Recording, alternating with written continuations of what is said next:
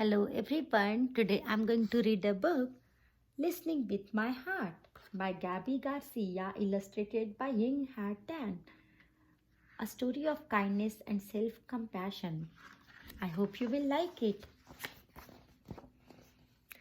Esperanza's tummy fluttered as she practiced her lines on the porch. Today was the class play. Waiting for Mama to walk with her to school, she paced back and forth when she spotted a heart-shaped rock. Esperanza picked it up and showed it to Mama as soon as she stepped outside. I see you found a little treasure, said Mama. Esperanza rubbed its rough surface and felt a twinkle of joy. Maybe it's a sign. For what? Asked Mama. She thought about the class play later that afternoon, wondering what it would finally be like in the spotlight.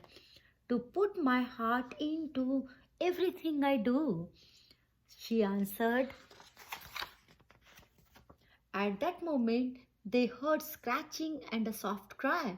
Esperanza peeked under the stairs and spotted a kitty shaking and shivering. No Mama inside. She scooped the kitten onto her lap and cuddled her. She's all alone. I think she's hungry. Esperanza reached for her lunch bag, pinched off a piece of chicken, and offered it to Kitty, who gobbled it up. Mama, I think the rock is a reminder to spread kindness and love. That's what we do when we listen with our hearts. I think you're on to something, said Mama. Can we keep Cleopatra, please? Asked Esperanza, who had already named the kitty. Queens are always welcome at our house, said Mama. If she is still here after school, we will take her in. At school, Esperanza was more focused on the play than on math or reading. Clutching her script during recess, she noticed Pao sitting alone on a bench. He was new in school this week and didn't speak much English. She wondered if he felt lonely or scared. Esperanza found a soccer ball and kicked it over to him.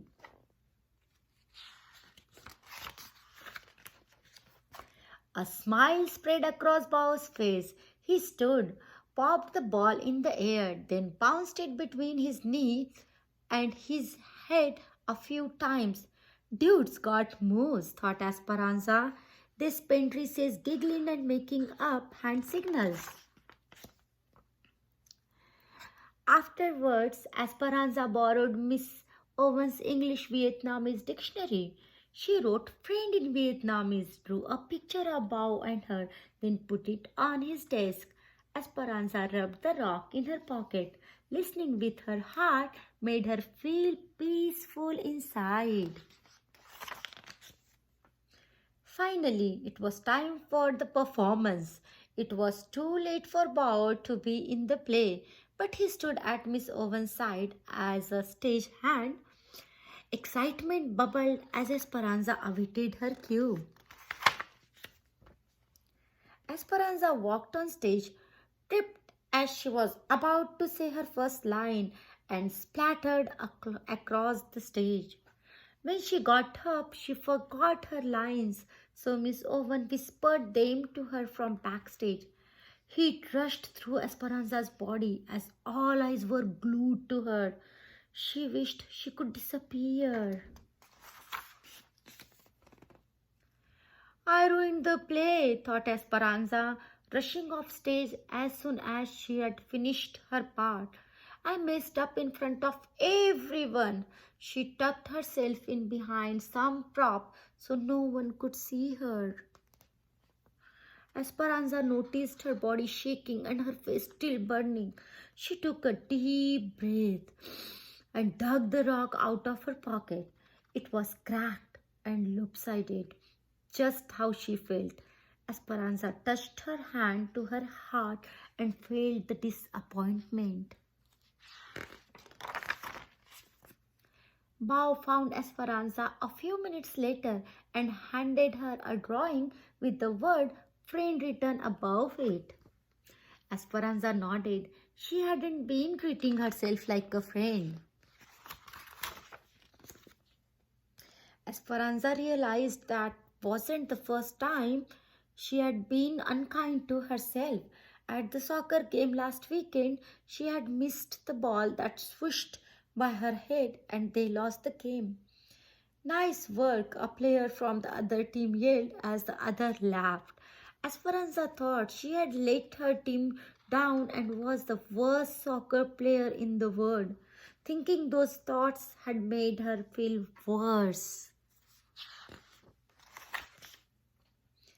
At the curtain call, Esperanza reminded herself she hadn't ruined the play. She had had an accident. An accident happened to everyone. Listening with her heart wasn't just about giving kindness and love to others, it was about giving it to herself too. I can be a friend to myself, thought Esperanza.